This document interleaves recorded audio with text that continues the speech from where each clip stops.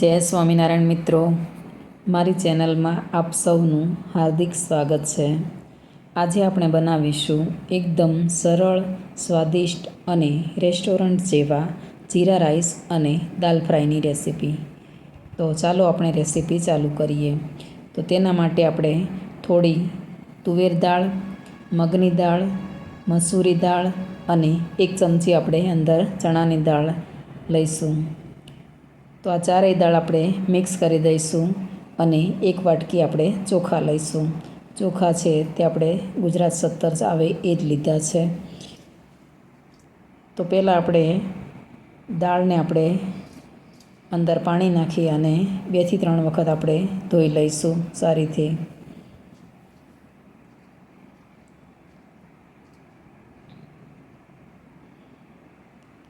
પછી તેની અંદર આપણે 1 ગ્લાસ જેટલું અંદર પાણી ઉમેરી અને તેને આપણે અડધો કલાક જેટલું આપણે તેને પલળવા દઈશું.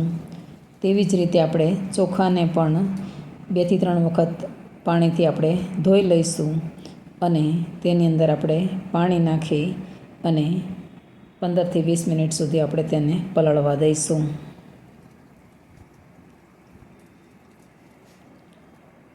તો આપણા દાળને ચોખા પલળી જાય એટલે અડધો કલાક પછી આપણે તેને કુકરમાં લઈ લઈશું અને તેની અંદર આપણે 2 ગ્લાસ જેટલું અંદર પાણી ઉમેરીશું.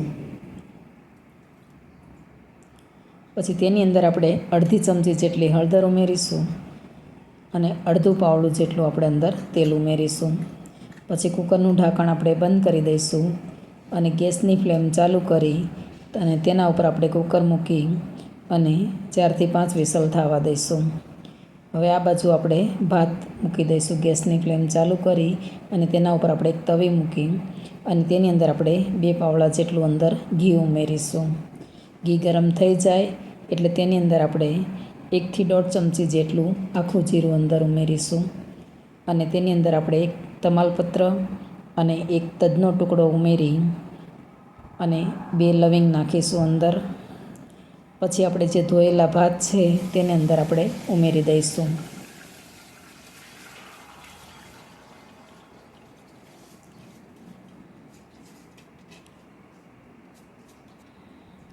પછી તેને આપણે સારી રીતે હલાવી લઈશું.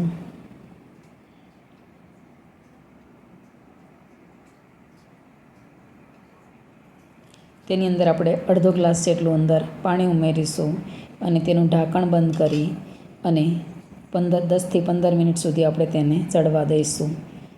ભાત ચડે ત્યાં સુધી આપણે બીજા મસાલા છે તે સુધારી લઈશું. તો તેના માટે આપણે 2 ટામેટાં, 1 આદુનો ટુકડો, 3 થી 4 મરચાં, 3 થી 4 આપણે લસણની કળી લઈશું અને 1 ડુંગળી આપણે ઝીણું સમારીને કટ કરી લીધું છે અને અડધું લીંબુ.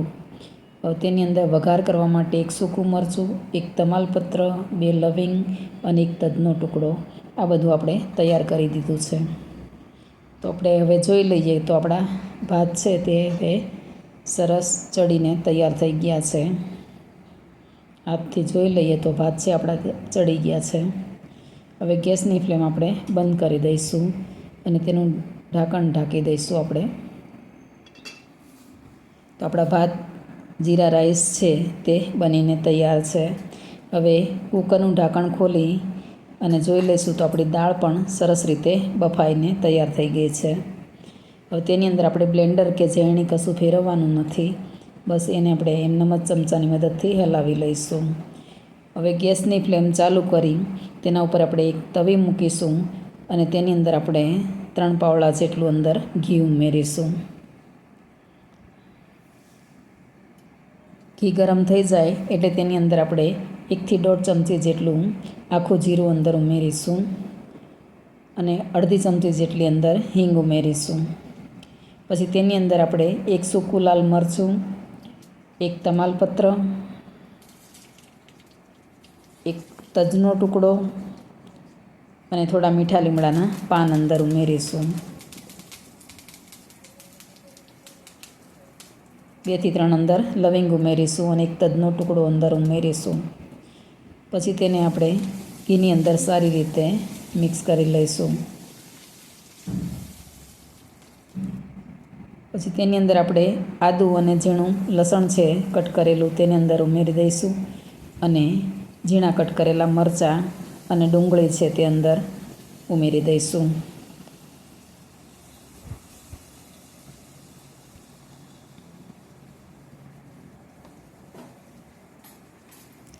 પછી તેને હલાવી અને સારી રીતે મિક્સ કરી દઈશું.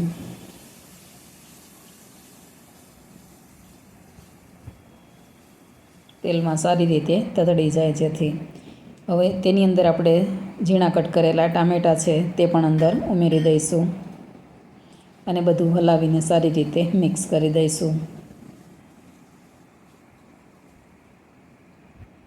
બધું મિક્સ થઈ જાય એટલે તેની અંદર આપણે અડધી ચમચી જેટલું અંદર મીઠું ઉમેરીશું અને બધું હલાવી લઈશું. પછી તેનું ઢાંકણ ઢાંકી અને 2 થી 3 મિનિટ સુધી આપણે તેને ચડવા દઈશું. 2 થી 3 મિનિટ થઈ જાય એટલે તેનું ઢાંકણ ખોલી અને આપણે જોઈ લઈશું ચમચાની મદદથી હલાવીને.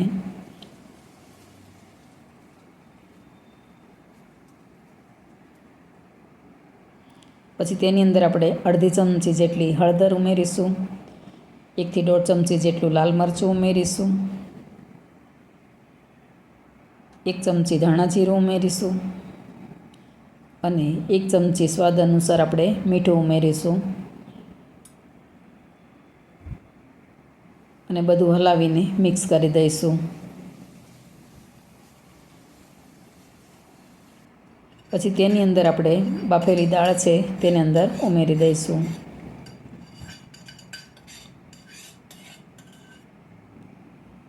અને બધું હલાવીને સારી રીતે મિક્સ કરી દઈશું.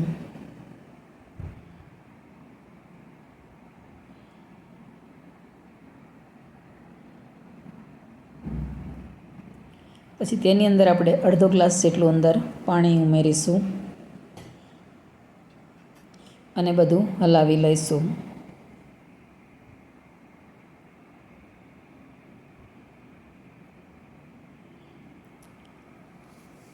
તેની અંદર આપણે 1 લીંબુ નીચોવીશું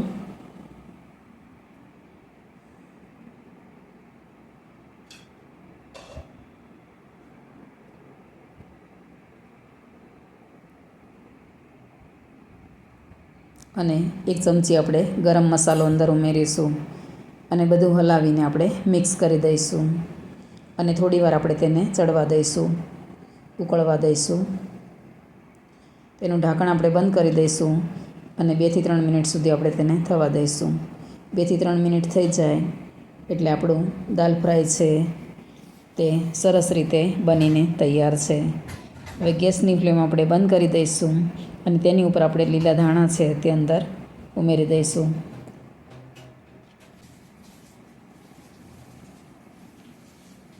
તો આપણે તેને એક પ્લેટમાં સર્વ કરી લઈશું.